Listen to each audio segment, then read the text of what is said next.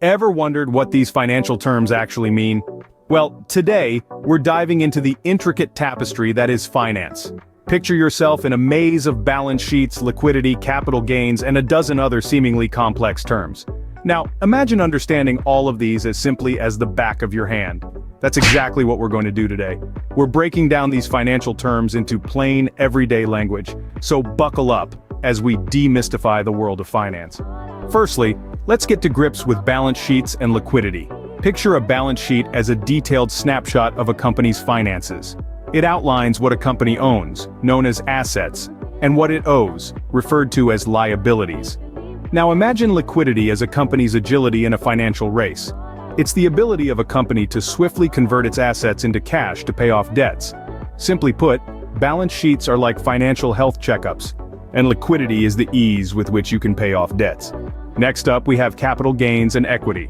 Capital gains, in a nutshell, refer to the increase in value of your investments or real estate that makes them worth more than the price you initially paid. On the other hand, equity is the value of an ownership interest in a property, which could be in a public or private company, or even securities. So, if we were to put this in simpler terms, capital gains are your profits, and equity is what you actually own. Now let's tackle depreciation and capital markets.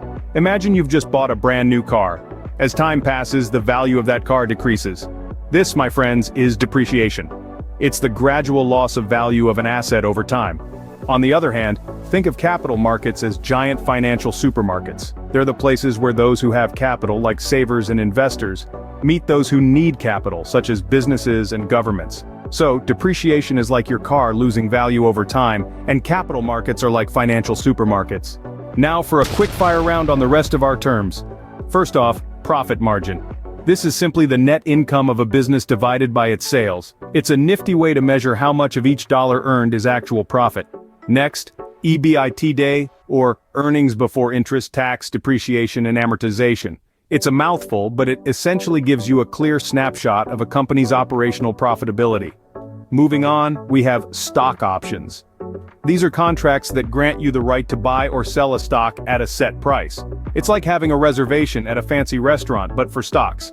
Then, there are bonds. Think of these as IOUs from large organizations like governments or corporations. They borrow your money and promise to pay you back with interest. Stocks, on the other hand, are your piece of the pie in a company. When you buy stocks, you're buying a little bit of ownership in that company. Next, the income statement. This is a company's report card showing how much revenue it earned over a specific time period. It's kind of like a financial thermometer. Cash flow is the total amount of money being transferred into and out of a business. It's the lifeblood that keeps the business going. Valuation is the process of determining the current worth of an asset or a company. It's like getting an appraisal for a house, but for businesses. Liabilities are the debts and obligations of a company. These are the bills that the company needs to pay.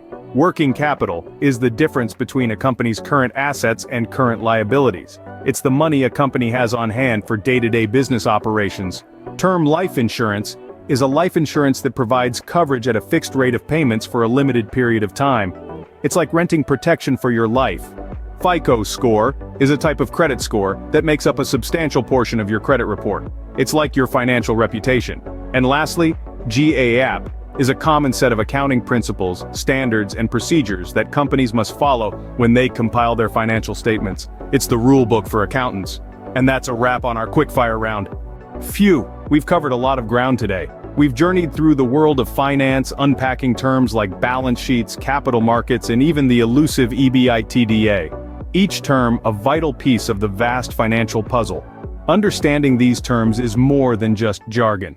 It's about gaining the tools to navigate the financial landscape with confidence. It's about making sense of those intimidating documents and figures and turning them into informed decisions. It's about empowering yourself to take control of your financial future. So whether you're just dipping your toes into the world of finance or you're a seasoned pro looking for a refresher, I hope this video has been a valuable resource. Remember, knowledge is power. Equip yourself with these financial terms and conquer the world of finance.